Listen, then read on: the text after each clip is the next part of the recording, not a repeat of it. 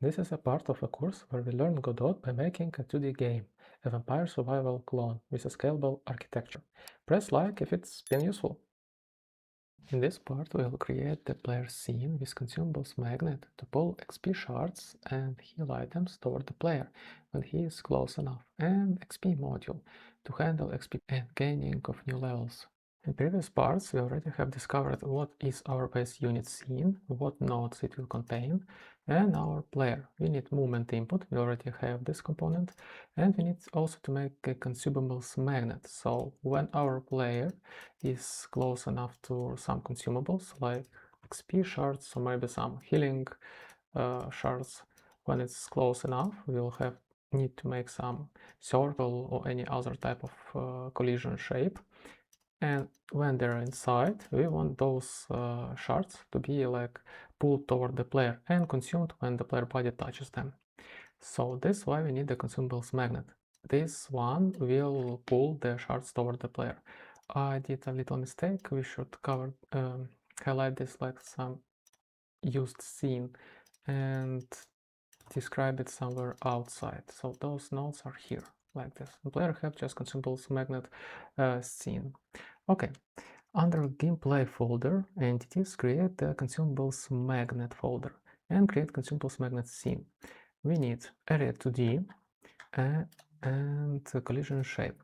Set the collision shape to circle and attach a script. In the script, set class name to consumables magnet scene. Export variable magnet range, so we could adjust what the range we will use for the player, maybe increase it during the game. Pass here our references to our nodes. Again, if you forget or didn't know, you could just drag the node, hold Ctrl key, and when you release the mouse, you'll have this line generated for you. Also, we need pull speed, how fast our consumables will be put to the player. I make it as a constant. Maybe you want to make it variable or an export variable to adjust it again during the game. But for now, I will leave it just as a constant. And make add a ready function where when this scene will be ready, we need to take the magnet range and apply it to radius to our collision shape. And add physics process function. This function will be called each physics process. By default, it's calling 60 times per 1 second. So each physics frame, we want to get all overlapped areas, so all of our possible shards that we're gonna pull toward the player. And for each area, we need first to get the direction to this certain shard, certain consumable. Get our global position of our magnet and subtract the area owner global position and normalize those vector. That's how we get the direction to certain consumable. And then just simply again area owner global position to get the root node of this certain consumable and move it each frame by this direction multiplied by our pull speed and multiplied by delta. If you want to know what the normalization of vector does, in simple words, let's say we have some vector, here is our axis, and we have a vector that's point somewhere, I don't know, here. And let's say it's point 4 and 3. So we need to know the direction from this point to this point. We don't need entire vector, we need just the direction. So normalization just scales it to size of 1. So we get exact that direction, and its values will be like factors of this direction where we point at. Now, why do we use delta? What is it? Why do we multiply our pulling speed, our direction, also by this delta? In your game, let's say this is our timeline, and physics frame is here, here, here, and so on. And let's say this is behavior of 60 physics frame per second. The thing is, your frames are not constant in this delay. They could be a bit shifted. Some frames could be a bit faster, some could have a small delay because you have so much work in your game. You have some background processes in your operation system, so the delay is not constant, it's floats. And also, you could have some settings to let your players have to adjust how much physics frame there will be in your game. So if player have some more powerful CPU, GPU, you could give them option to adjust and like have twice more if they can, if their iron can allow it, why not? But we got same issue. The distance between frame, the delay is shifted, and also some players will have twice less time between the frames. So in each frame we update the consumable position. Here is our, what is it? Here it is. Here is our player.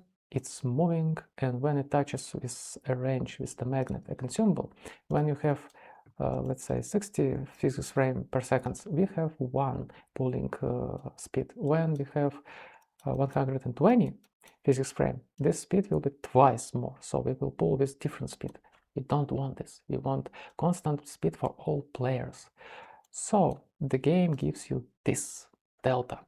Delta is a time between frames, how much time passed. And when you multiply your values by delta, you compensate them. When the delta is bigger, the multiplier is bigger. When the delta is smaller, you multiply by a smaller value. Like here, you multiply by twice smaller. So this is a compensation for your values update. Let's take a look how it works in example. Here's our formula from our game. Direction multiplied by pull speed by delta. But for now, we won't use the delta. And how much we'll get for 1 second. Let's say for 1 second we have 60 frames per second. Our direction, let's say it's 0505, and the pull speed is 100. We get 3000 by 3000 position, the vector, as a result, for 60 frames per second. But if our frame rate is 120, twice more, for the same direction, for the same pull speed, we got twice more frames, or twice more calls, and our result is twice bigger. Well, it's right, so we got the issue.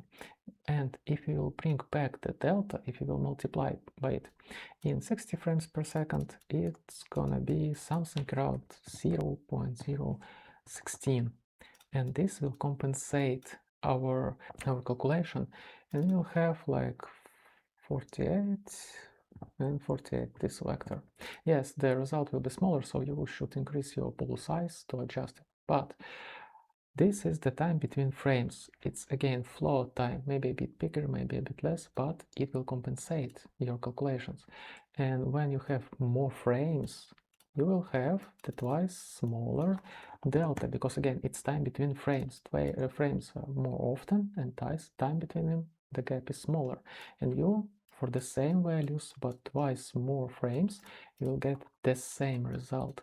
This one will help you get the consistent behavior in your game, so your logic run the same for different iron with different settings. Maybe you heard of some funny bugs when some players have bigger move speed when they look like into the ground, or for players that have just more FPS, they run faster. That's because the developers fucked up and didn't use something like compensating value. So when you have more frames, they got more logic executions for their scripts, and they got twice more values, twice, 3 times, 4 times, and so on. Our next step to make our player, we need XP component. I didn't mention it here, but this one is the component where we will update and calculate our current XP and our current player level. So in your files, under the gameplay components, you need to create the XP script, and it's pretty much close to our HP component with small adjustments. We will cover here not just current XP, but also our current level. We have the function for adding XP, processing when new XP having come, and the idea is when we got new XP, we have the next level XP. This one variable is like a cap. When we got enough XP to rise a level, we process it, so we gain our level one. We rise it by increase it by 1, and in a loop we continue again and again and again, processing all our XP, not all at once, but step by step by step. So if you gain a big XP value at once, it won't crash. It will add all levels separately, so we can emit our signals for each new level and execute our logic. Like for each level, you could show some panel to give player ability to pick the spell, not showing one panel for all new levels at once, but for each level, we'll on each new level process and show our panel and say, here you got a new level, pick some new spell. Now we are ready to make the actual player scene. So under scenes, gameplay, entities, let's find our units. Here it is. And we need to instantiate the base unit scene, rename the root for player unit, and save it, create a player unit folder and save it there. Scenes, gameplay, entities, units, player. Okay. Now we need to add here a movement input component so we can control our player movement using keyboard and set here movement component. We already have it from our inherited scene. Next, we need to add here consumables magnet. We already created it here. And adjust the range. I don't know, maybe 65 for beginning. And I will change the name, removing the scene word. Okay. Now we can set our sprite. I already have one. My player will look like this little guy. I don't know, maybe scale it down a bit. It's too big for our screen. Okay, let's scale it down. Like, I don't know, maybe 0.95. Okay, and now we have visible on screen notifier. Adjust its size by our player. You don't need to cover it, just the main body part like this. Now under our sprite, add new node animation player. We will add a small animation like squeezing our player and make an effect of simple movement.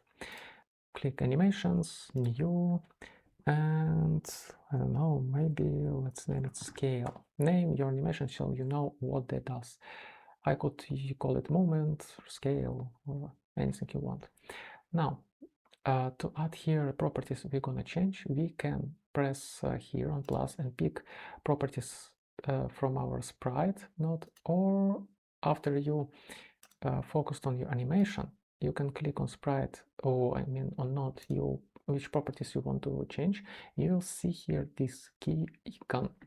So here is our first animation frame, first values, and when I click on the key, create reset track, create, here it is, our first key. These values are the animation beginning. Then change the time where you need the second key. Again, pick your node, and now let's scale our guy down for maybe 85, and again press key. So now our animation will change our plane between these two keys, like this, but it will play just once. So to make it play again and again and again, you can pick a loop, but it will run from the start and make these jumps. Click again to make forward and backward loop playing like this. And also press here to make it autoplay. When this animation player will be loaded, it will start automatically to play our animation. Also, let's increase the speed by maybe twice. Here we go. Okay, our guy is almost ready. We need to add collision. Pick the collision shape, add the circle shape collision. Again, adjust it. This one is collision of our body. Maybe you don't want to use circle, you could use rectangle shape. Maybe capsule would be better for this type of unit. But be careful, because not all of them has the same performance. Like circle is the most cheap between circle, rectangle, capsule, and polygon. Polygon are the most heavy between this one. So be careful if you're gonna have like thousands, hundreds of units with different collisions on your screen. And test, just make tests, because maybe in your game, for your particular needs, it will run just fine and you don't need to sweat on this.